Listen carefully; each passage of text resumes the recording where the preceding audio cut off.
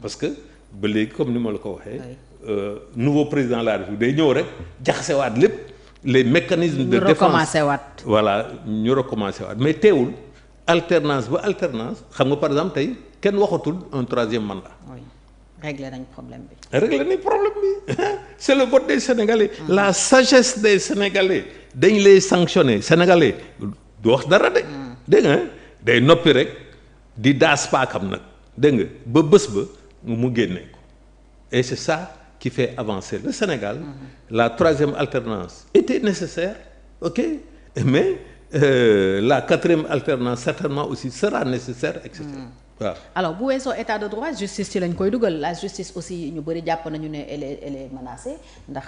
yu bëri yi nga wax même li premier ministre demoon seeti benn camarade de parti benn militant bu Pastef en prison alors que jugé guñ ko ci loolu lañ ko dugal ak aussi yi ñuy dégg premier ministre di ko yëkkati comme kaddu di ko teg ci kaw magistrat yi ba magistrat yooyu tontu récemment ci assemblée générale bi UMS doon amal. est-ce que tey da nga jàpp ne la justice xam nga menacée suñu histoire Sénégal du point de vue des institutions loolu moo am ci réew yu bari ñu wër l'exécutif moo doon contrôler c'était un parti État moo doon contrôler exécutif moo doon contrôler législatif moo doon contrôler justice ba sax moo doon contrôler le quatrième pouvoir la presse ok mais jamono di dox boobu moo indi que am nañu tey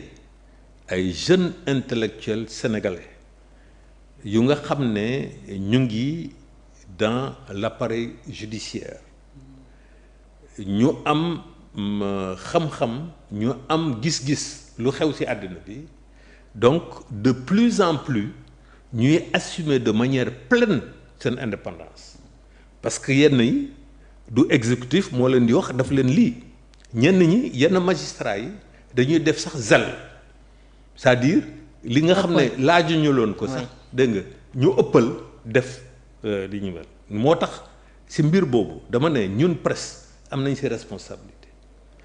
magistrat bu nga xam ne juge bu nga xam ne dafa tëjlu nit dafa confisquer loo alalu jàmbur et cetera dañu war a bind ci presse bi c'est pas faire de la délation mais c'est de la responsabilité de ce magistrat là ok parce que tëdd ci sa biir xam nga bureau avec ta clim dégg nga jël décision bu nga xam ne day yàq àddina néew ma sax nit mais toute une famille dégg nga walla toute une communauté donc il faut que loolu ñu kii donc petit à petit ñu am une justice bu nga xam ne dafay émanciper wu du pouvoir exécutif jamono bu ñu toll nag c'est un jamono très particulier régime ancien mun nañu wax ne de l'indépendance à aujourd'hui moo nekkoon en place mu am nag changement de régime boobu il faut que ñu koy saytu parce que tous les domaines lay affecté tey régime bu bees bi moom gis-gisam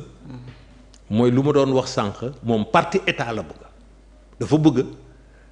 administration bi uyu ko justice uyu ko institution yépp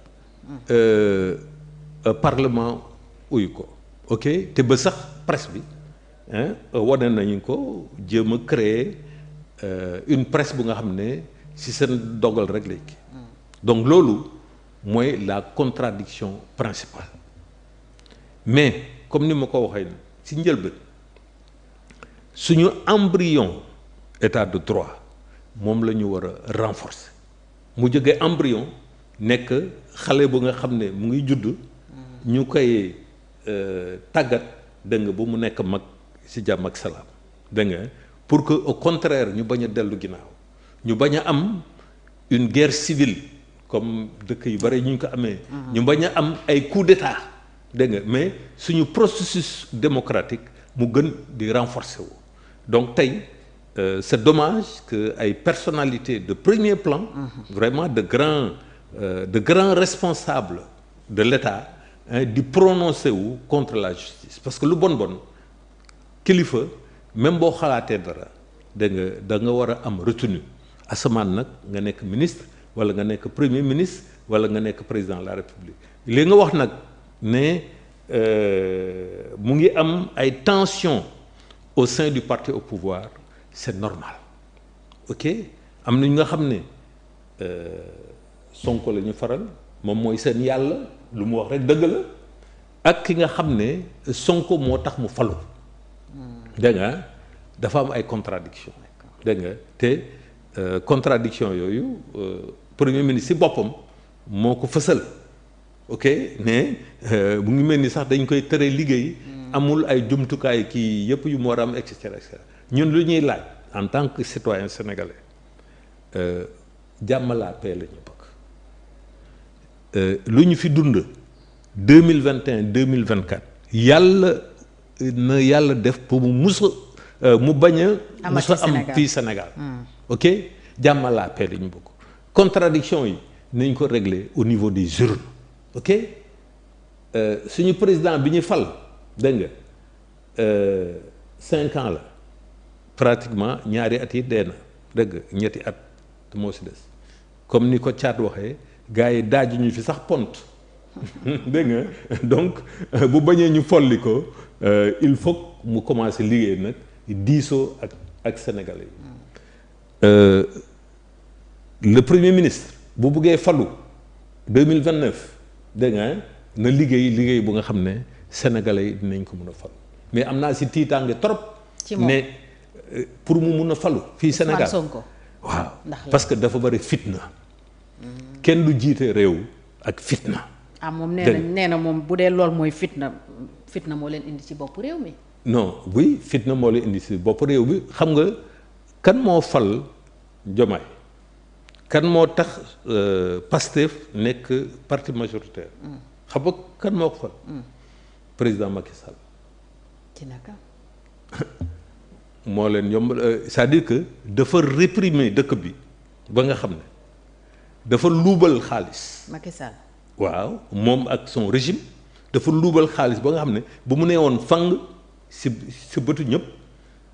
tous les corps de l'administration et même des forces de défense et de sécurité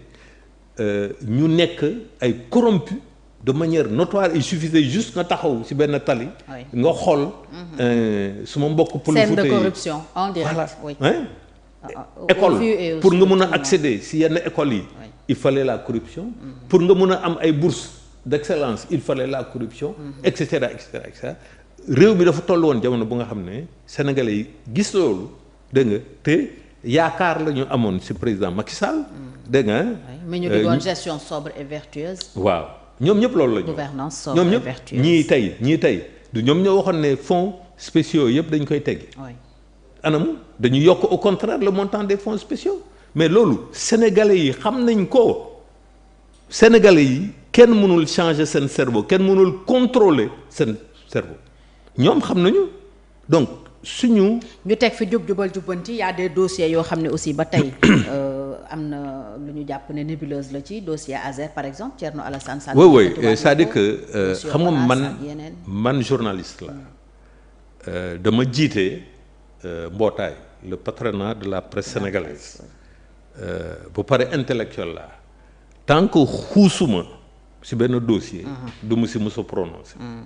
ma xam ne scientifiquement 1 + 1 = 2 jamono boobu dinaa wax ci dossiers yi nga xam ne c'est nébuleux parce que fu mu nekk nii nous sommes submergés fu mu nekk nii nous sommes dans la survie xam nga pour ñu am jotu xalaat sax c'est un problème asamaan nag def ay enquête bu nga xam ne te presse bi ñun ñëpp ñoo ko war a def pour ñu wane ne que fonds spéciaux yi ñuy wax dégg nga si proportion nangam lañ ko yokk fonds communs yi c'est un autre scandale ay fonctionnaires yi nga xam ne dañ leen di fay dégg nga sur la base des impôts des Sénégalais ba pare ñu ne liggéey bi ngeen di def day lu tax on ne le fait pas pour l'enseignant lu tax on ne le fait pas pour l'infirmier et cetera. C'est-à-dire que réew mi indépendance ba léegi et surtout nag avec la première alternance politique sous le président Abdoulaye Wade, sous le président Macky Sall, ñu caricaturé ko tous les leaders de la première alternance politique ñu amplifié ko. ñii ñëwoon newoon loolu yëpp dañ koy tekki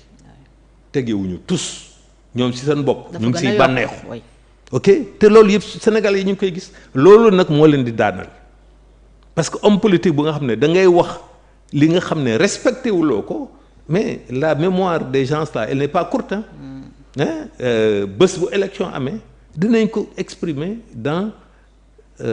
la paix, dans la régularité de toutes les opérations électorales et cetera et cetera donc loolu c'est important. alors gisoon ne loi yi ñu tëgg des projets de loi yi jóge ci gouvernement bi